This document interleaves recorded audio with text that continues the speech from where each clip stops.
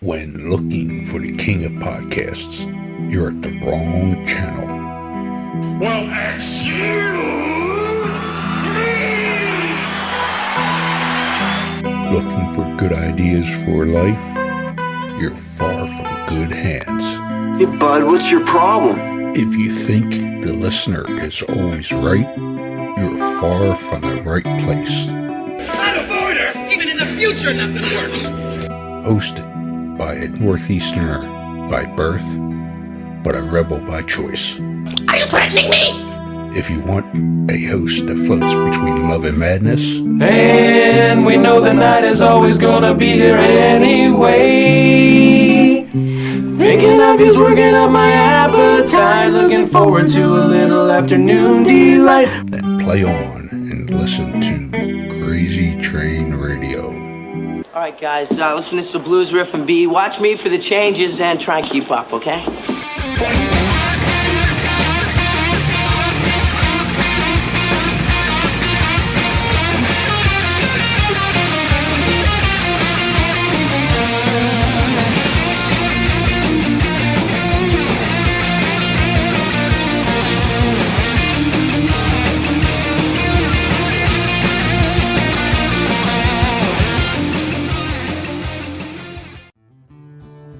Warning, creators of this game do understand the subject matter may be offensive to some, but they do honor the families and people that have been affected by these real-life tragedies that these individuals have caused. Want to play a game? Oh, yeah! Lover of true crime? Yes, yes, yes. Well, we got an interesting game for you to check out. Wow. With the mashup of influences such as horror movies, collecting cards, and RPGs. What? Led to giving birth to an incredible creation of this game, Killers, the card game. You are all my children now. This game is a collectible trading card game featuring some of the most infamous killers, with tidbits of trivia on the back of each card to help you learn some insight to each criminal. Who the hell are you? Let's not forget, during the game, cops will be chasing you and these criminals. I'm a cop, you idiot! However, check out their website listed through all social media today, which can be found under Killers, the card game. Am I on the internet? I want to play a game.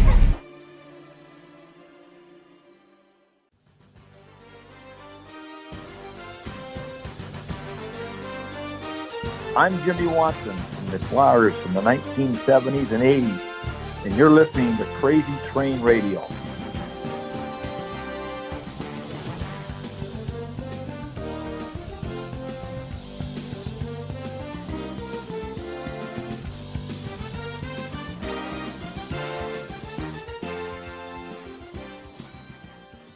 Hey folks, it's your least favorite host in the podcast world, Croc, Jonathan Steele. And boy, do we have a good one for you today.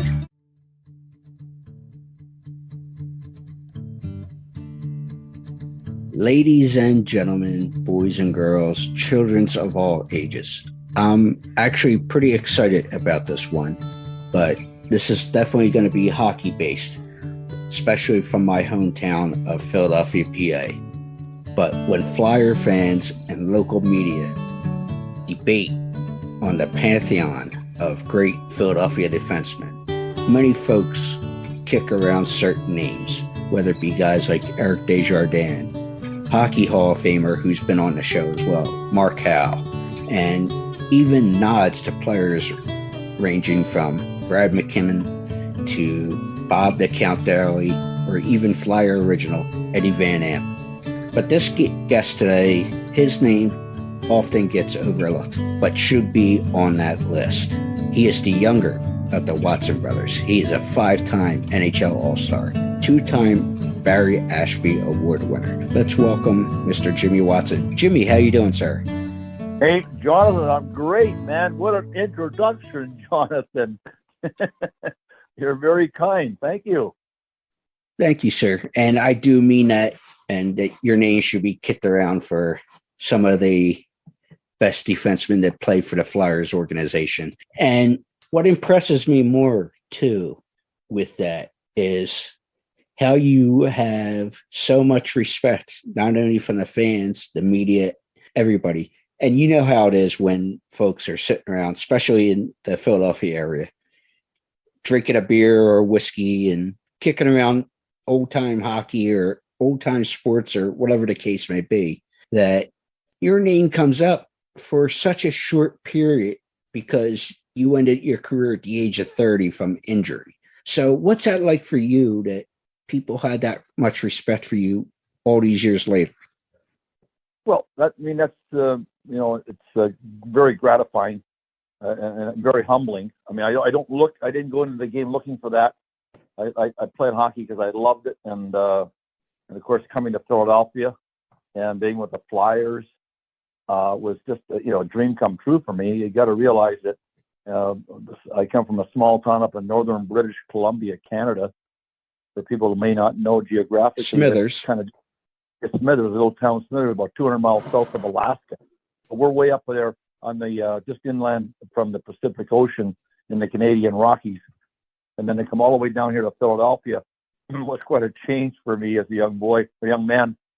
And but I over the years, as I played with the Flyers, and then we got into getting married and having a family here, and getting entrenched here that way, and getting to know the people of the Philadelphia area, the Delaware Valley, was just heartwarming, and that was the reason why I ended up staying here and getting into the business of hockey. Actually, I'm a partner in an ice rink, but because of the fans, about the people of Philadelphia. So that was more gratifying to me than any personal accolade I may get from the league or from the team or whatever. But look, I think anybody in the game, maybe in life in general, right, is just you want to be appreciated, but you realize that only comes through hard work, dedication, and battling through all the adversity you may have. And if you do those things, life turns out pretty darn good. Okay, but you got to have a certain maturity, Jonathan. If you don't have that maturity, those things are not going to occur, right? They just aren't. You're going to find a reason, you're going to find fault with something, and then not take responsibility, and then life doesn't become very pleasant. So I was always taught, going back to my childhood, to be responsible for everything you do. It's you. You're responsible for your life, and approach it that way. Don't look to lay blame. Take responsibility, and everything will be good. And so that's kind of what I've done. And the Philadelphia fans, I want to talk about the Philadelphia fans. You know what? They keep you on the straight and narrows because they appreciate it when you work hard. But if they think you're not working hard, man, they're going to let you know. And I'm okay with that. Exactly. You come from a pretty hardworking family. Dad was a butcher in the winter and logger in the summer up there. And just to go to show how remote things were in your neck of the woods of Canada, you guys used frozen horse manure as pucks. Rumor has it anyway. But yeah, so that's true. Yes, go ahead. Yeah, but I was going to say, yeah, because there was a couple things there in that first answer you gave there, as far as the fans being tough on people and all. And obviously, defense is more demanding of a position than forward. But especially here in the Philadelphia region, sports fans often have little patience for waiting out younger players' growing pains. But you jumped into the mix. But the story I want to get to is your brother Joe, who was also a Flyers legend, actually invited you down to Philadelphia. I don't know when this was, before you obviously got drafted and such by Philadelphia, to check out professional hockey and have some time to help you decide on what you wanted to do, because you almost gave up the game. So what happened there? Okay, so when I was playing junior hockey, what they call junior A hockey in Canada, and that's the stepping stone. You play there, and then you get drafted from there into the NHL, the National Hockey League. Now you can go through the college route also, but I chose to go through the major junior leagues. Okay, so when I was 17 playing junior in Calgary, I still had another year and a half, two and a half years actually, to get to when I was 20, and then I would be drafted, I'd be eligible for the draft. But in my second year of junior, I just, as a young boy, kind of like trying to sort things out in life, and this commitment I was making to junior hockey, and I thought, what if I don't make it as a hockey player? What am I going to have, right? So I just kind of had to step back and kind of gather myself. So I actually quit junior hockey for the second half of that year. So when I was 17, I actually took a half a year off, and the coach of the team was very gracious, and he said, "Yeah, Jim, go ahead, take your time off, and come back when you're ready." And so I went home and spent some time with one of my brothers, Fred, and we worked in the house moving business, and I got into really hard labor, but stepping away from the game and just analyzing things and sorting things out, I realized that, no, listen, this is what I really want. I want to be a hockey player. And so I'm going to gather myself and get organized and go back to work and train and get prepared going forward. And it was really the best thing I could have done because, at that age, life is uncertain. And it's always uncertain, I suppose. But if you commit yourself, maybe it's not quite as uncertain, right? And I was uncommitted, and I needed to grow up a little bit. And I did by stepping back. And through that time while I was off from playing hockey, I came down to visit Joe with Flyers and spent about 2 weeks with Joe down here. Attended about 3 or 4 games, and then went to practice and whatnot, and just saw the pro life of a pro hockey player. And I said, well, hell, this is what I want to do. I love the game, and this is what I want to do. So I recommitted to everything, went back to work, really trained hard, and I wrote the coach a letter that I had walked away from the team when I asked for the time off, and wrote him a letter and said I was sorry and I would just like another opportunity. And of course, he said with open arms, he said, Jim, you come on back. Came back, played in Calgary for 2 years, and I had 2 real good years because I was more committed to what I wanted to do. And, got drafted by the Flyers. I went into the NHL draft and got drafted by the Flyers as a 20-year-old young man and came down to Philly. And that's kind of where it went from there. I spent 1 year in the American League with the Flyers. Down at that time, was the American League team was in Richmond, Virginia. Spent a year there. And, playing down there, I said, man, I don't want to be here. I want to be up with the Flyers. That gave me more motivation, and I just kept playing and getting better. And, and then I got up to the Flyers. And, the next year I made it to the Flyers, and we went on to win the Stanley Cup, for gosh sakes. So, things turned out quite well for me. But when it looked kind of rough at times, but I hung in there and battled, and it turned out good for me. Yeah, and during that time in Calgary, folks, he was best defensive honors in the WCHL during that 71-72 season. But the running joke around Philadelphia anyway, especially with you guys like you and some of the original Flyers and such, a lot of guys came from Canada and different parts, not just the main hubs of, Toronto and Edmonton and Vancouver and such, but some on the outskirts of the country, like you and your brother did. So how big of a mission was it for you to move to such a different place like Philadelphia? Well, you know what? It wasn't so bad because, well, first of all, I had Joe down here, right? So that really helped with the transition coming down here. But you know what, Jonathan, I was so focused on my hockey that everything else, I figured I'd figure that out, right? But just everything was going to be focused on what I was there for, my profession, and just work real hard at that, be productive there. So everything else would kind of fall into place, I figured, and that's exactly what happened. I mean, I learned how to cook for myself. I was the only single guy on the team. My rookie year, I was the only single guy on the team. Everybody else was married with families.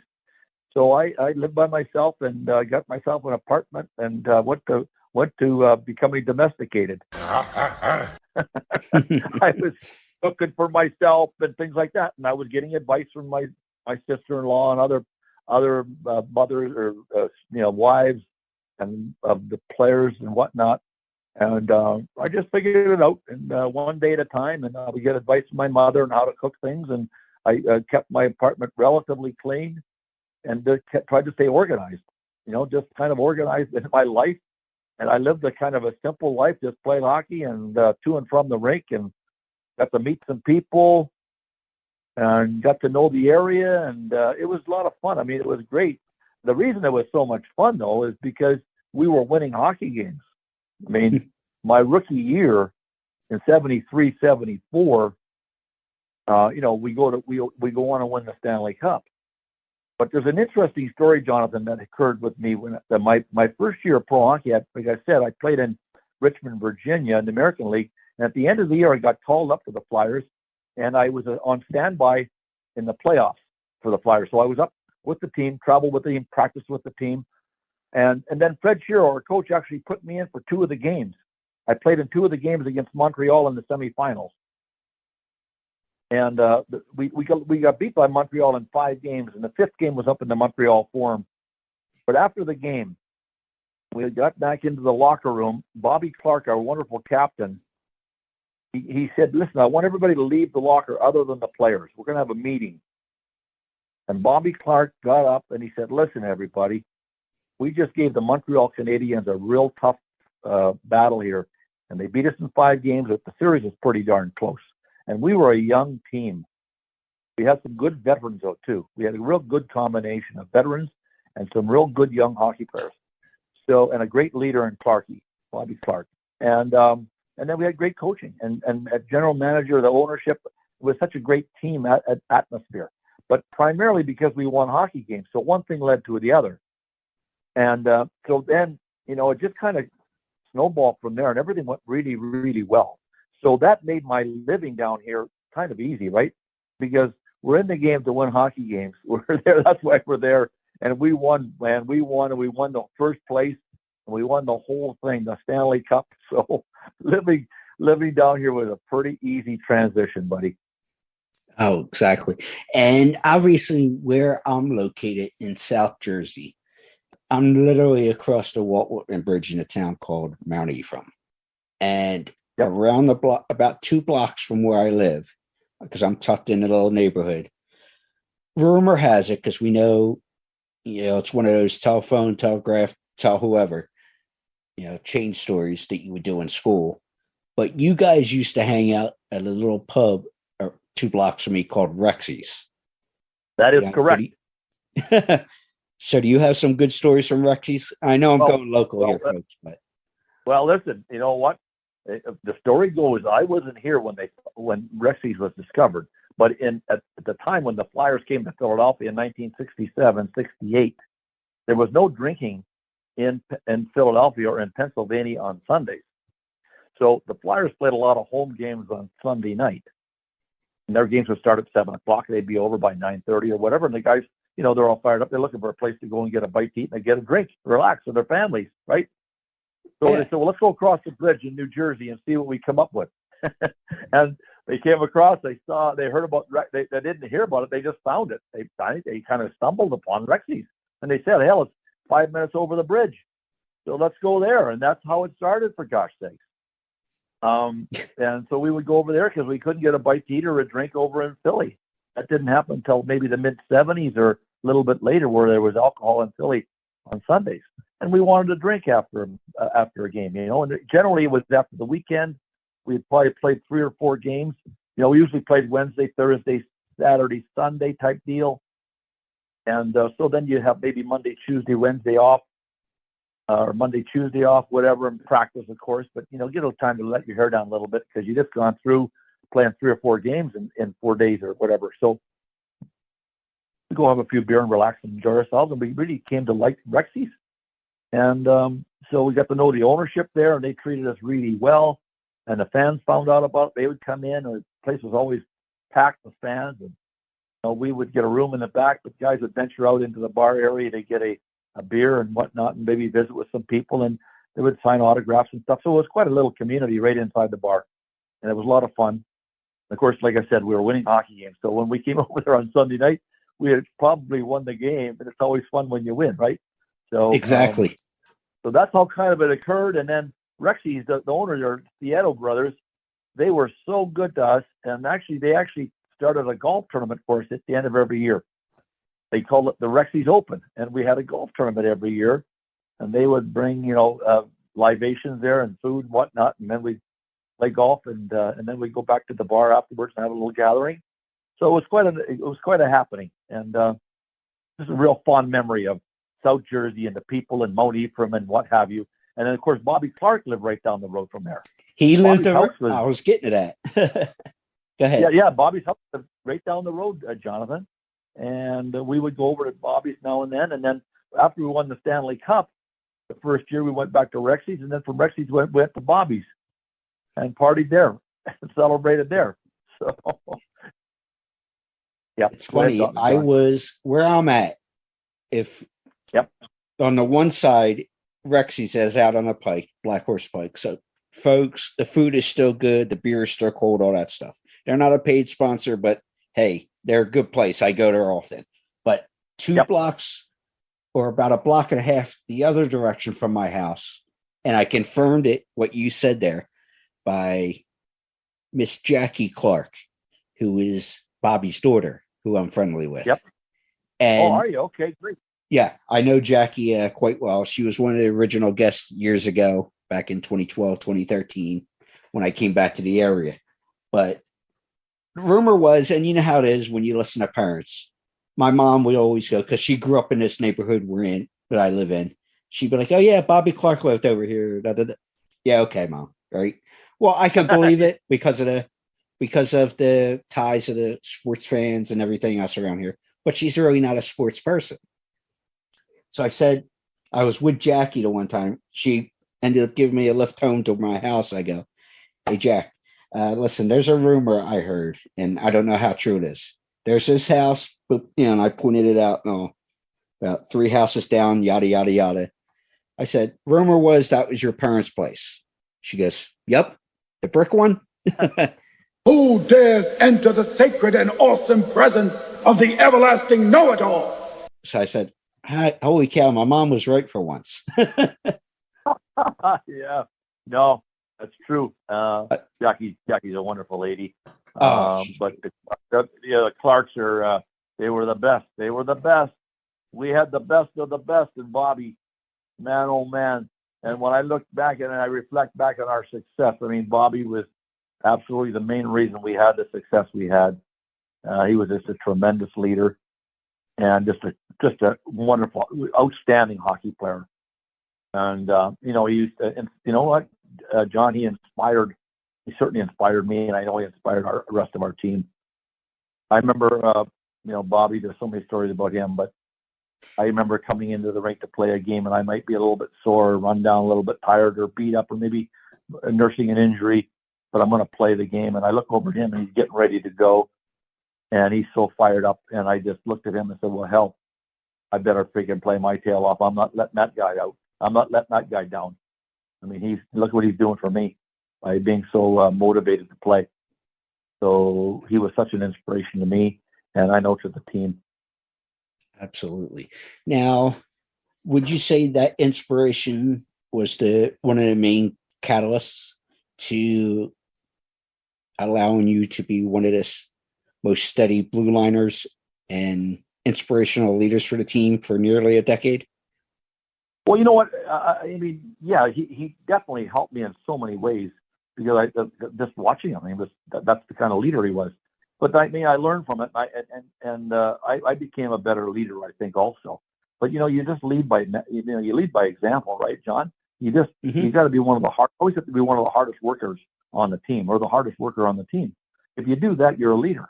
It's that simple. It's not that complicated, and because you inspire other people by how hard you work. In other words, if you're sitting on the bench and you're watching your team play, and you're getting ready for your next shift, and you see somebody out there working their tail off and making a big play, or taking a big hit to make a play, or what have you, somebody making a big save, that inspires you. And so that taught me how to become a better leader. So there you go. I mean, Clarky he inspired me not only as a player, but as a leader and as a person. And obviously, like I said, your career ended up being shortened due to multiple injuries. Obviously, you had a separated shoulder when you postponed surgery to play against the Islanders and had that heartbreaking loss at Game 6 in your third cup alone. You ended up having your back fused because of an injury you first had at 18, from what I've read. But I would say the biggest injury, and I heard Bernie Perrant had a similar thing, but you had permanent retinal damage from an inadvertent high stick from Jerry Butler, who was playing for the Blues. So you've had your share of bumps and bruises along the way playing the game, but in particular with the high stick from Jerry, do you think there was any ill will for it, or was just one of those things that happened in the course of a game? I'd say a little bit of both. You know what? One of those things that happened, but Butler was a hard guy to play against. I mean, he was an intense player. But his stick came up. It was a reckless play on his part. I mean, he tried to lift my stick with his stick, and if you miss my stick when you lift your stick up aggressively to try to get the puck from me, if you're not responsible with that, you miss my stick, your stick's going to keep coming up. And unfortunately, that's what happened. And it came up and hit me right in the eyeball. And I was wearing a hard contact lens. So it hit the contact lens, of course, broke it, and I suffered a crease in my retina. So I lost some vision in the eye and what have you, but I still have reasonably good vision in it now. So, I mean, that's bygones be bygones, and you move on. But no, he played hard. It was an aggressive play by him, but he should have been much more responsible, because you know what? That's kind of what happens. You bring your stick up in aggressive fashion, and you miss the opposing player's stick. That's where it's going to go. It's going right towards the opposing player's head. And in my case, it hit my eye. So there you go. That's what happened. Yeah. Well, with all that being said, how are you feeling nowadays? Obviously you've been out of the game for a couple of decades, even though you have the Ice Works skate zone out in Ashton. So I'm sure you get on the ice a little bit now and then. How are you feeling overall with all the bumps and bruises you had? You know what, John? I never felt better. You know what? I really try to take care of myself. Well, I train and whatnot, and try to watch my diet, work out, stuff like that. So I'm actually doing really well. I have no complaints whatsoever. And three children and three grandchildren. Three grandchildren with a fourth on the way. So life is good. Thank the good Lord every day. I'm very grateful for everything I have, and life is good. Well, mazel tov on the new grandchild coming. And, you say about taking care of yourself. It's just amazing that, because I've had Mark Howe on a couple times, and he's a Jersey guy up in Jackson, and hell of a guy. And it's just amazing. Like, he was telling me some of his workout routines with the long runs, all that stuff. And it's just amazing how well you guys take care of yourselves, even to this day. Well, Jonathan, you know what? That I think a lot of that comes from the fact that we were athletes. And some of the guys maybe don't do it as much as they'd like to. I don't know. Can't speak for everybody, but you know what? You come to realize, hey, we've learned so much about, physical fitness and quality of life. And that's what I would encourage anybody who's listening to this today, who's going to listen to this interview with you. I would encourage them to consider, if they're not doing it, to get into a good exercise program and a good diet. And your quality of life will it will grow. And that's the reason why we do it. We love the way we feel when we feel good, right? And these little ailments, the little ailments, the little sores and what have you, they can go away. They go away when you take good care of yourself. So there's absolutely an ample reason why you would want to do this, because it's only for your own benefit.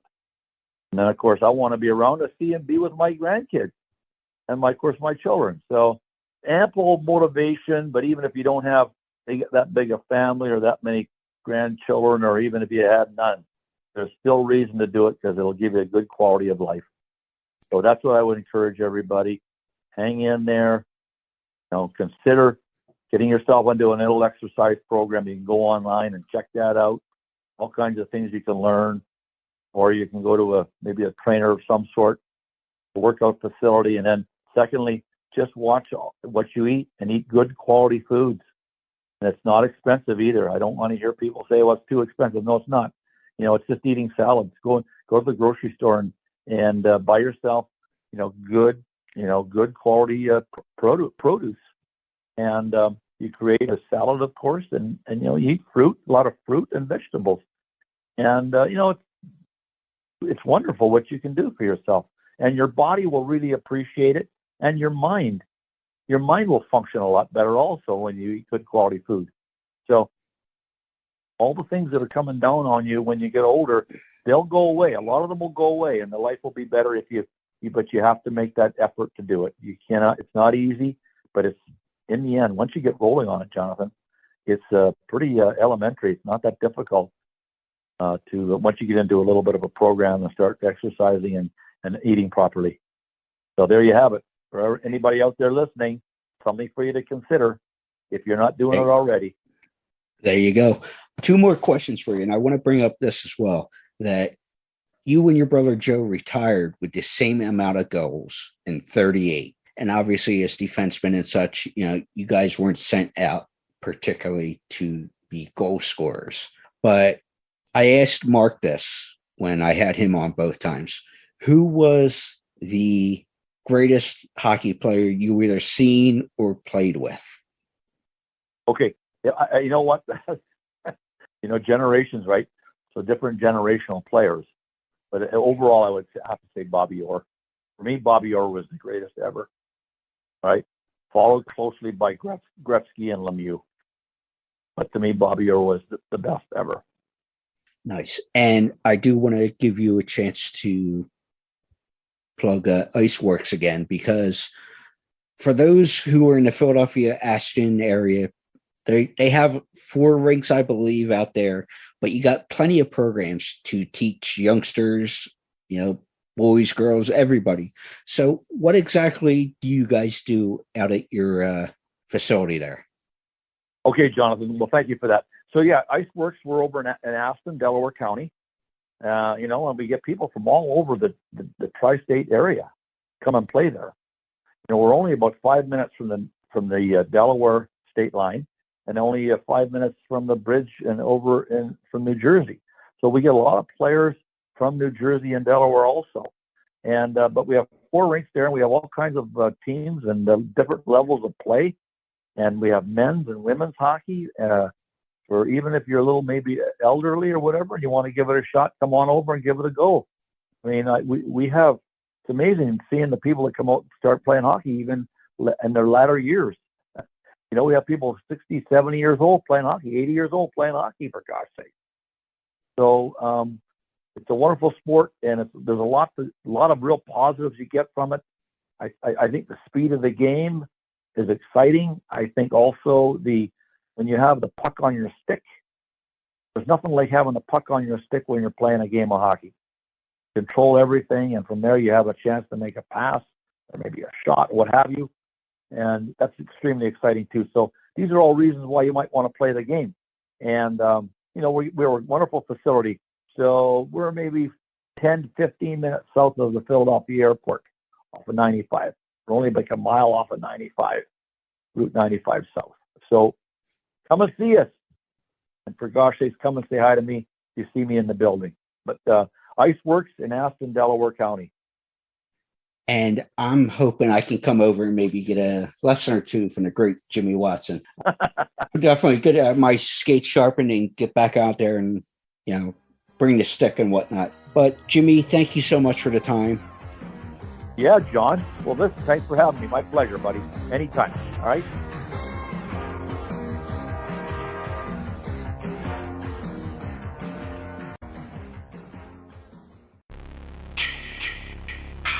Hey there, Friday fans. We know how much you enjoy the movies. Enjoy grabbing your Friday merchandise and interacting with the Friday family, whether it be at conventions or during our particular watch-alongs. Well, when you're looking to get yourself masks, why not check out our friends over at Camp Blood Customs out of New York State and order your specific custom mask from any of the films.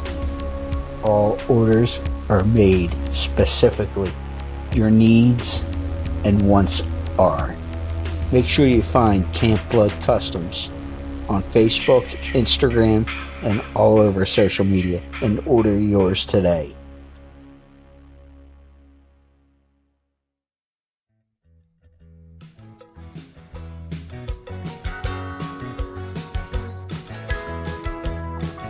Greetings, citizens. I'm Pierre Robert, and you are listening to Crazy Train Radio. Now, don't get too crazy.